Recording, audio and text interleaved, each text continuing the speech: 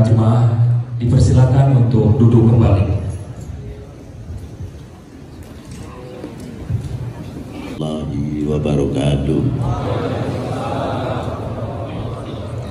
Alhamdulillahil awwalu bila ibtida wal akhiru bila intiha. Jami'u sifatil ulya wal izzati wal kibriya. Wassalatu wassalamu ala imami ahli sofa'i wal wafa qutbil anbiya wal awliya Sayyidina wa maulana Muhammadin khairid dawa likulli saqamin wadah rahmatan wa shifa fi sirri wal jila wa ala alihi wa sahbihi madamatil ard was sama. Amma ba'du, ayuha sadati sadatina a'izza wal fudla yang saya hormati, yang wajib saya mencintainya, para sesepuh, penyesepuh, para alim ulama, para habaib,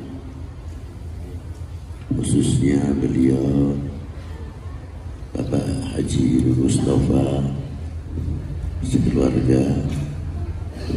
Semoga beliau dan para ulama, para sesepuh diberi kesehatan walafiat dan panjang umur yang barokah.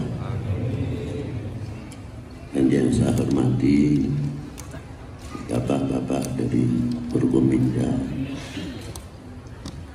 Bapak Bupati atau yang mewakilinya, Bapak Dandim, Bapak Kapolres, atau yang mewakili pribadi sampai membangun lingkungan dan lain sebagainya, yang akhirnya milad itu sendiri akan menjadikan suri tauladan yang luar biasa. Contoh pembangunan yang sangat sederhana di zaman Rasulullah SAW pada Semenanjung Arabia, bangunan-bangunan yang istimewa sudah banyak, seperti tinggalan Putri Balkis. Nabi Sulaiman dan lain-lainnya. Bekas-bekasnya itu sangat menunjukkan sekali waktu zaman itu sudah modern pembangunannya dengan tingkat yang luar biasa. Bahkan di Hadramaut sekian ratus tahun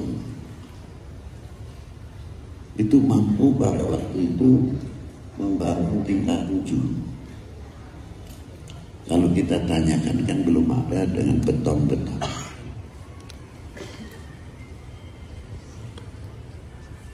Tapi apa yang dilaksanakan, yang dilakukan oleh Rasulullah, kaitannya luar biasa.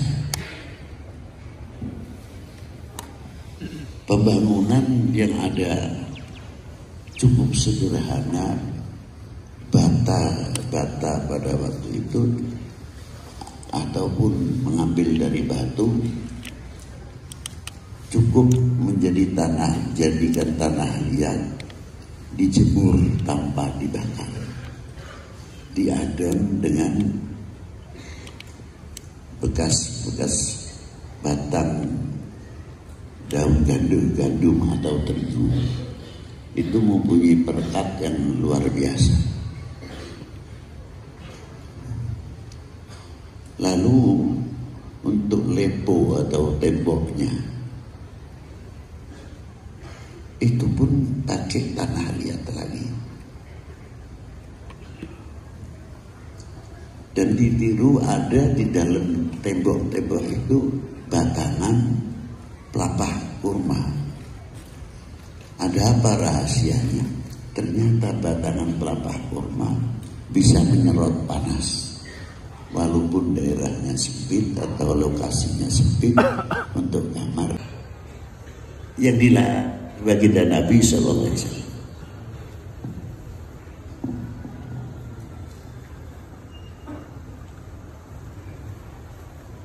Setelah beberapa waktu digantikan oleh Sayyidina Abi Bakr As-Siddiq. Kok tangannya lain, tidak selembut yang biasa menyuapi saya. Tanya orang Yahudi tersebut, kamu siapa? Dan kemana itu orang yang biasa menyuapi saya? Dijawab, beliau sudah tiada, berpulang ke rahmatullah. Siapa dia? Muhammad bin Abdullah Rasulullah. Nangis dia. Oh, itulah yang sering saya menghumpat kepadanya. Langsung fa'aslam, mengucapkan 2 kalimat syahadat. Anehnya kok tidak di tangan Rasulullah Islamnya, justru di tangan Sayyidina Abi Bakr As-Siddiq. Nah itu, orang biar tahu mengapa Islamnya di Sayyidina Abi Bakr As-Siddiq. Ma'asyiral muslimin rahimakumullah. Dan mengapa Rasulullah sangat peduli dan perhatian.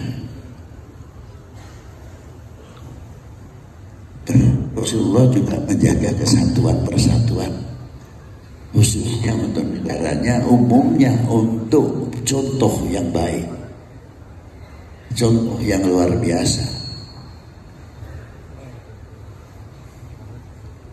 Nah, mengapa sebabnya dihijrahkan ke Madinah, kok bukan negara semenanjung Arabia?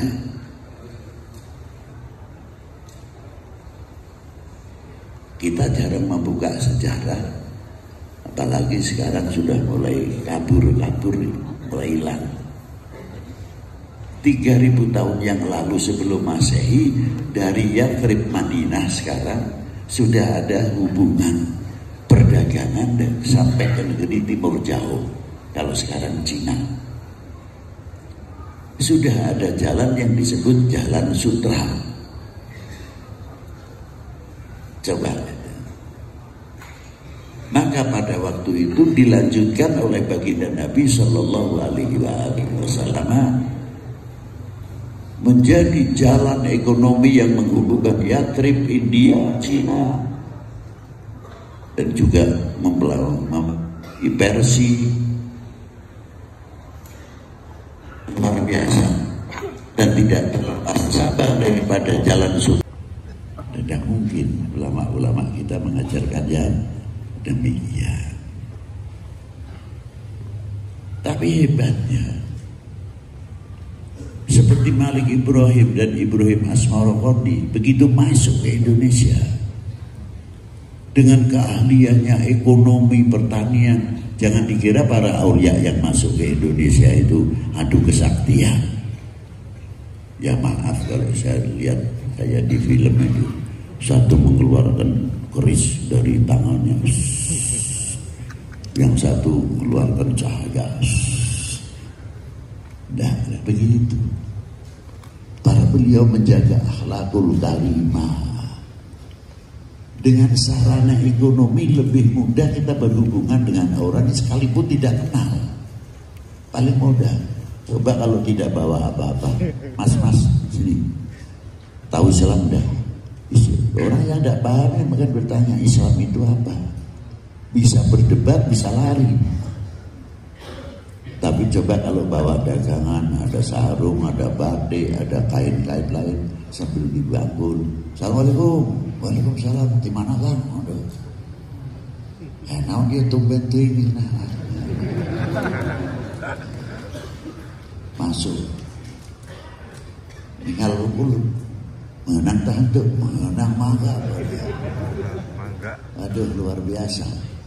Ngobrol-ngobrol sampai air tehnya keluar. Akhirnya Pak Tepak kenal. Saya tidak bisa beli mas, mungkin terlalu mahal. Apa-apa bu atau pak, lihat saja saya sudah mendapat kehormatan pada waktu itu. Akhirnya sewaktu-waktu ketemu di jalan sudah kenal. Nanti berhubungan perdagangan dengan yang lain, masalah laku atau tidak, menyambung perkenalannya dahulu, yang diutamakan itu. Itu hebatnya para dahulu, para pendahulu yang ada di Indonesia. Hingga di zaman Malik Ibrahim dan Ibrahim Asmarokondi membangun ekonomi yang luar biasa. Sampai akhirnya diangkat Malik Ibrahim Menteri Ekonomi dan Irigasi. Bekasnya di Jawa Timur, bekas bangunannya beliau luar biasa di antara sungai. Sedangkan Al-Imam Ibrahim Asmarokondi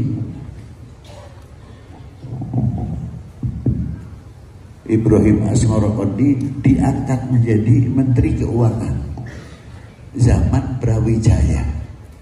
Yang mengangkat siapa? Yang diangkat siapa?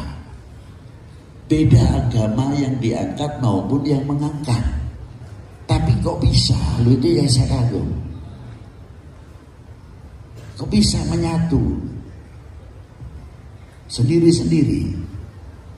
Tetap tapi berjalan. Kayak kita lihat beli ikan laut.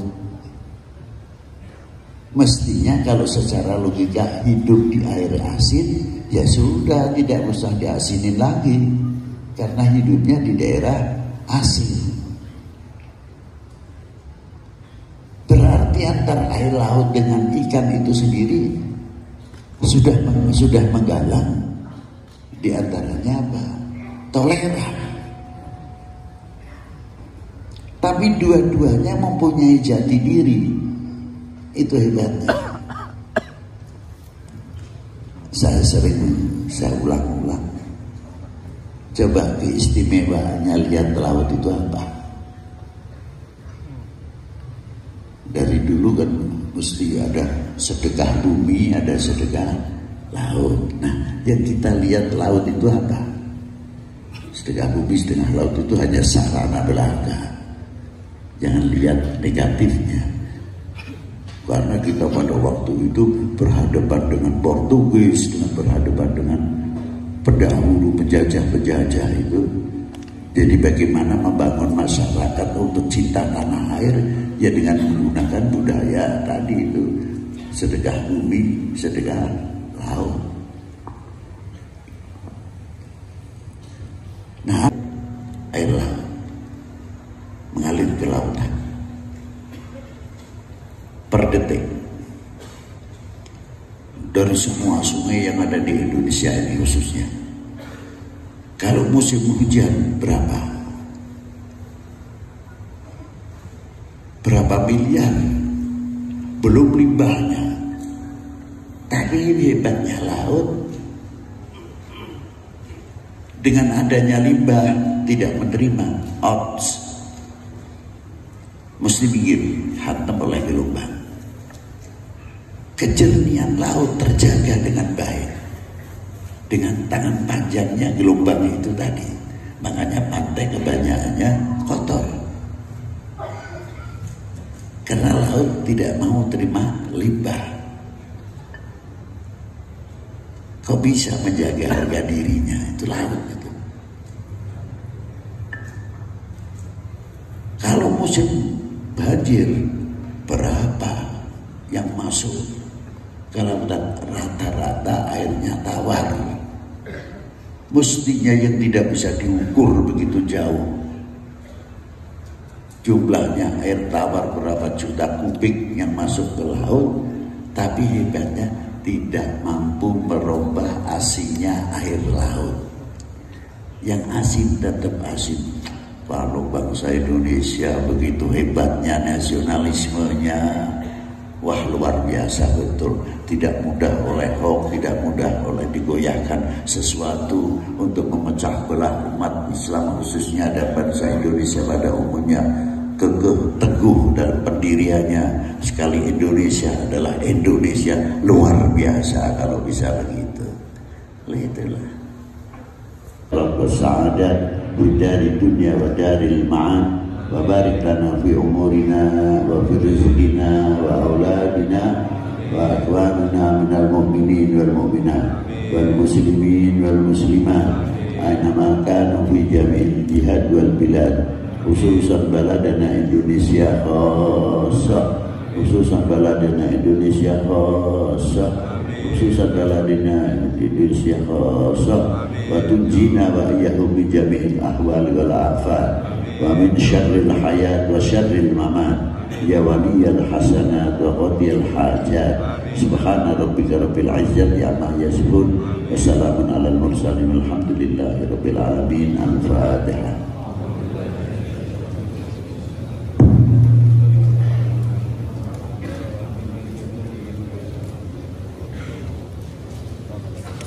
Allah ala yasin habibillah